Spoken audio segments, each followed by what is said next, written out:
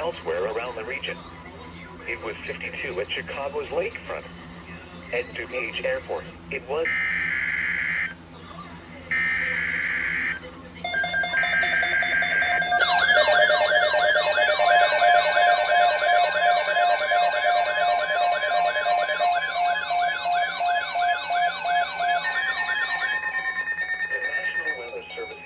Tornado Watch number 163, effective until 8 p.m.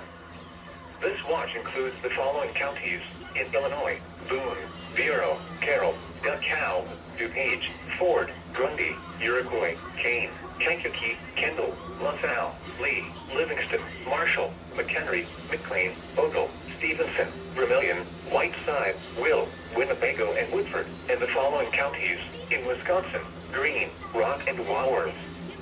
Remember, a tornado watch means the conditions are favorable for the development of severe weather, including tornadoes, large hail, and damaging winds, in and close to the watch area. While severe weather may not be imminent, persons should remain alert for rapidly changing weather conditions and listen for later statements and possible warnings. Stay tuned to NOAA weather radio, commercial radio and television outlets, or internet sources for the latest severe weather information.